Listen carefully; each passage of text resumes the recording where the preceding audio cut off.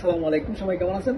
কিছুদিন যাবৎ বিভিন্ন প্ল্যাটফর্ম যেসব আপনার অ্যাপসগুলো রয়েছে সোশ্যাল মিডিয়া, সেগুলোতে ভাইরাল হচ্ছে একটা নিউজ। সেটি হচ্ছে হুরুপ কেটে আবার বৈধ হওয়া যাচ্ছে যারা ওয়ার্ক পারমিট ভিসায় এসেছে সৌদি আরবে, অর্থাৎ আমেলাদি কিংবা আমেল কিংবা অথবা যে কোনো ওয়ার্ক যে বিষয়গুলো রয়েছে সেগুলোতে।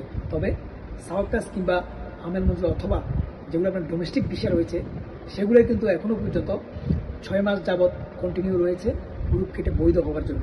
তো সেই বিষয়ে আমি পরে আসতেছি।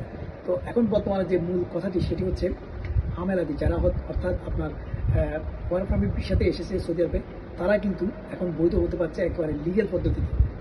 আমি আসলে যে কোনো বিষয় সঠিক নিউজ না জানা পর্যন্ত কারোর সাথে শেয়ার করি না, কারণ আমি জানি যে আমার একটি ভুল তথ্যের কারণে যদি কোনো একজন বাঙালি ভাই কিংবা বাংলাদেশি ভাই যদি বিভ্রান্তির মুখে পড়ে কিংবা যদি তাদের অর্থ ক্ষতিগ্রস্ত হয়, তাহলে কিন্তু সেটার দায়টা আমার নিজের উপরে আসবে। তো সেই জন্য আমি সবসময় চেষ্টা করি সঠিক নিউজটি দেওয়ার জন্য আপনাদেরকে। তো আজকে যে বিষয়টি সেটি হচ্ছে যারা আমেলাদি রয়েছে কিংবা যারা ওয়ার্ক পারমিট বিষয়ে এসেছে, তারা পুনরায় তলব দিয়ে তারা বৈধ হতে পারতেছে, অর্থাৎ হুরুপ কেটে বৈধ হতে পারতেছে। আপনি আপনার বিশ্বস্ত কোনো বক্তব্য কিংবা বিশ্বস্ত কোনো সৌদির মাধ্যমে তার মুআসসাসাতে আপনি তলব পাঠাতে পারেন, বৈধ হয়ে যেতে পারবেন, কোনো সমস্যা হবে না। যেটা আমরা 2022 সালের 25 অক্টোবর থেকে আপনার 2025 সালের 29 জানুয়ারি পর্যন্ত সবার জন্য উন্মুক্ত ছিল। তো এখানেও কিন্তু কিছু কথা রয়েছে, সেটি হচ্ছে কারা বৈধ হতে পারবে না হুরুপ কেটে।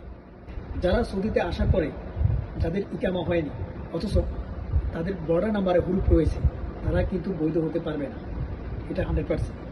তো দ্বিতীয়ত হচ্ছে যারা সৌদিতে এসেছেন 3 মাসের বিষয়, যাদের বায়ানাত নেই তারা হুরুপ খেয়েছেন, যারা 3 মাসের বিষয়ে এসেছিলেন, তারা 1 বছর ছাড়া আপনারা কফালা হতে পারবেন না। অর্থাৎ আপনার সৌদিতে আপনাকে অবশ্যই 1 বছর হতে হবে। 1 বছর পরে তারপরে আপনি কফালা হতে পারবেন, অর্থাৎ আপনি বৈধ হতে পারবেন, তাছাড়া আপনি বৈধ হতে পারবেন না।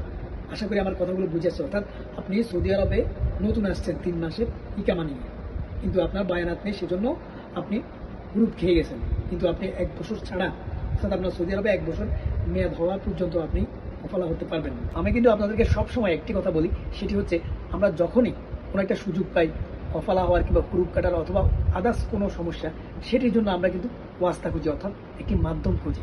কারণ হচ্ছে আমরা যেহেতু সঠিক নিয়মগুলো জানি না, সেজন্য আমরা ওয়াস্তা খুঁজে থাকি। তো যাই হোক, ওয়াস্তা খুঁজতেই হবে যেহেতু আমরা সঠিক নিয়ম জানি না। তবে সেই ওয়াস্তাটি যেন অর্থাৎ সেই মাধ্যমটি যেন সঠিক কোনো মাধ্যম হয়ে থাকে।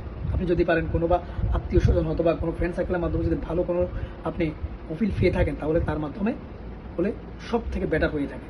আর যদি কোনো মাধ্যমে হয়ে থাকেন, অবশ্যই সব কিছু জেনে বুঝে তারপরে সেখানে আর্থিক লেনদেন করে থাকবেন, অন্যথায় আপনি প্রতারিত হবেন 100%।